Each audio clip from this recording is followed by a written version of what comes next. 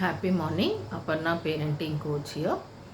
Last వీడియోలో మనము మన ఫ్రెండ్ని కార్ అడిగినప్పుడు అతడు నాకు వేరే పని ఉంది అని చెప్పి మన కార్ ఇవ్వకపోతే మనం మళ్ళీ మధ్యాహ్నం వెళ్ళే వరకు కార్ అక్కడే ఉంటుంది. దాన్ని బట్టి అతడికి మనకి ఇవ్వాలని లేదు అనే విషయాన్ని మనం తెలుసుకున్నాం. అంటే అక్కడ సందర్భాన్ని బట్టి మనం ఏం అర్థం చేసుకోవాలి. మామూలుగా అయితే మనకు కోపం వస్తుంది, అరే నాకు కారు ఇస్తాడని అవసరం ఉందని చెప్పినా కానీ ఇవ్వలేదు అని మామూలుగా కోపం వస్తుంది.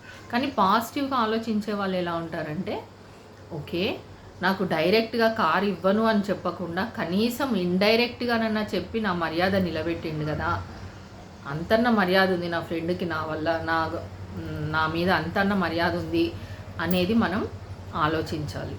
ఎందుకంటే మనము ఎక్కువగా పాజిటివ్ని ఇగ్నోర్ చేస్తుంటామండి. పాజిటివ్ని నమ్మం, అసలు పాజిటివ్ని డౌట్ పడుతుంటాము, నెగిటివ్ని తొందరగా నమ్మేస్తుంటాం. ఎట్లా అంటే ఎవరన్నా మనని ఊకే తిట్టారు అని చెప్పారనుకోండి, ఎవరన్నా నన్ను తిడుతున్నారు అనగానే అమ్మో నన్ను తిడుతున్నా అని చెప్పి మనం వెంటనే నమ్మేస్తాం. కానీ ఎవరైనా సరే నేను మెచ్చుకుంటున్నారు, అబ్బా నువ్వు అట్లా అంటున్నావు ఇట్లా అంటున్నావు అంటే, ఎందుకు మెచ్చుకుంటున్నారబ్బా, ఏదైనా అవసరం ఉందా నాకు, ఎందుకు మెచ్చుకుంటున్నావు వీళ్ళు నన్ను అని ఆలోచన చేస్తుంటాం అన్నమాట. అట్లా ఎప్పుడైనా ఎవరైనా అన్నారనుకోండి ఐ హేట్ యూ అని అంటే, అమ్మో ఎందుకు అట్లా హేట్ చేస్తున్నావు నన్ను అని వెంటనే మనం నమ్మేస్తాం. ఐ లవ్ యూ అంటే, ఎందుకబ్బా ఎందుకు ఈమె నన్ను లవ్ చేస్తుంది, ఎందుకు ఈమెకి నేనంటే ఇష్టము అని డౌట్ఫుల్గా ఆలోచిస్తుంటాం. అంటే పాజిటివ్ని ఎప్పుడు డౌట్ పడుతుంటాము, నెగిటివ్ని తొందరగా నమ్మేస్తుంటాం మనం. అది హ్యూమన్ నేచర్, హ్యూమన్ నేచర్ అది. ఎలా అంటే ఫర్ ఎగ్జాంపుల్ ఇప్పుడు ఎవరైనా ఒక ఫ్రెండ్ వచ్చేసి, అరే నేను పొద్దున్నే 3 గంటలకు లేచి యోగా చేస్తున్నా, ప్రాణాయామం చేస్తున్నా, మెడిటేషన్ చేస్తున్నా అంటే, అబ్బా నీకు అంత సీన్ ఉందా అని అంటాం. అదే ఎవరన్నా అరే రాత్రి 3 గంటల దాకా తాగి అలసిపోయినారా, నాకైతే నా ఫ్రెండ్స్ నన్ను వదిలిపెట్టలేదు 3 గంటల దాకా నిద్రపోకుండా 3-4 గంటలకు అప్పుడు తెల్లవారుజామున నిద్రపోయినా అంటే, అవునా అట్లా కూడా చేస్తున్నావా నువ్వు అని చెప్పి నమ్మేస్తాం మనం ఆ విషయాన్ని. అంటే ఇలాంటి కొన్ని సందర్భాలు ఎందుకు ఇవి మనం ప్రస్తావిస్తున్నామంటే, ఇప్పుడు మనము పాజిటివ్ని ఇప్పుడు డౌట్ పడుతుంటామండి, నెగిటివ్నేమో తొందరగా నమ్మేస్తుంటాం. అలాంటి పనులు చేయకూడదు. ఎలా అంటే ఇప్పుడు ఫర్ ఎగ్జాంపుల్ ఇది జనరల్గా జరిగే విషయమే, కానీ మనం దాని నుంచి కొంచెం బయటికి రావాలి. ఇదే సందర్భాన్ని మనము మన పిల్లల యొక్క హాబీస్కి తీసుకోవచ్చు.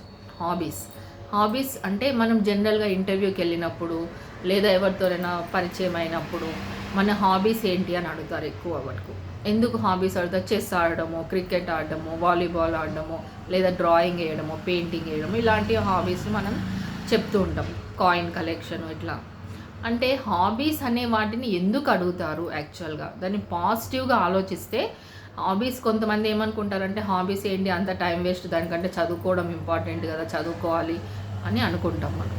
కానీ ఒక 2 చిన్న సందర్భాలు తీసుకొని మీకు హాబీస్ అనేవి మనకి ఎంత ఇంపార్టెంట్ అనే విషయం గురించి తెలుసుకుందాం. ఇప్పుడు ఫర్ ఎగ్జాంపుల్ చెస్ తీసుకుందాం. ఎవరైనా ఇంటర్వ్యూకి వెళ్ళినప్పుడు నీ హాబీస్ ఏంటి అని అడిగితే వాళ్ళ సైడ్ నుంచి ఏం ఆలోచిస్తారు?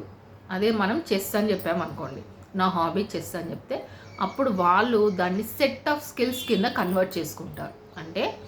అంటే వీడు చెస్ ఆడుతున్నాడు అంటే వీళ్ళకి మంచి ప్లానింగ్ ఉందన్నమాట, వీళ్ళకి మంచి స్ట్రాటజీ ఉందన్నమాట, మంచి ఒక ప్రణాళికాబద్ధంగా వీళ్ళు లైఫ్ లీడ్ చేస్తారు, ఒక మంచి స్ట్రాటజీతో వెళ్తారు, ఒక మంచి ఫ్యూచర్ విజన్ ఉంది వీళ్ళకి, చాలా ఓపిక ఉంది. అంటే ఒక స్టెప్ తర్వాత ఇంకో స్టెప్ వేయాలంటే ఓపికగా ఉండాలి కదా, ఇంకో పార్ట్నర్ ఆడేదాకా మనం ఓపిక పట్టాలి చెస్లో.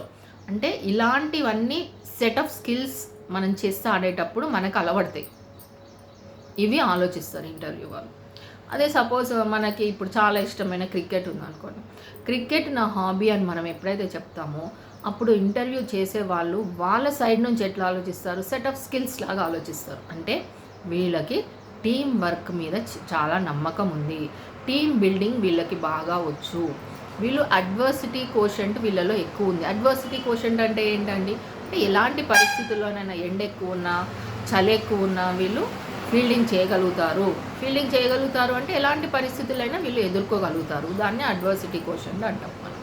అలాగే ఎవరితోనైనా మంచిగా కనెక్ట్ అవ్వగలుగుతారు. ఎందుకంటే గల్లీలో ఆడతాము, కాలనీలో ఆడతాము, సొసైటీలో ఆడతాము, ఇలా ఎక్కడంటే అక్కడ మనము ఒక 10-11 మందితో టీంతో ఆడుతున్నాము అంటే అడ్జస్ట్మెంట్ వీళ్ళకి బాగా వచ్చు అనే విషయాన్ని వీళ్ళు గుర్తిస్తారు అన్నమాట. అంటే ఇలా ప్రతి ఒక్క హాబీ వెనుక ఒక సెట్ ఆఫ్ స్కిల్స్ ఉంటాయండి పిల్లలకనే కాదు, ఎవరికి హాబీ ఉంటే వాళ్ళకి ఆ సెట్ ఆఫ్ స్కిల్స్ ఉంటాయి. అందుకోసమనే ఇంటర్వ్యూకి వెళ్ళినప్పుడు మీ హాబీస్ ఏంటి అని అడుగుతారు. కాబట్టి ఇలాంటి హాబీస్ని మనం నెగిటివ్గా కాకుండా, టైం వేస్ట్ అని కాకుండా పాజిటివ్గా ఆలోచించి వాళ్ళలో హాబీస్ని మనము ఎంకరేజ్ చేసామంటే పిల్లలకి ఆ సెట్ ఆఫ్ స్కిల్స్ అనేవి, జీవన నైపుణ్యాలు అనేవి అలవడతాయండి. Thank you. ఇలాంటి మరిన్ని వీడియోస్ కోసం మా ఛానల్ని సబ్స్క్రైబ్ చేసుకోండి.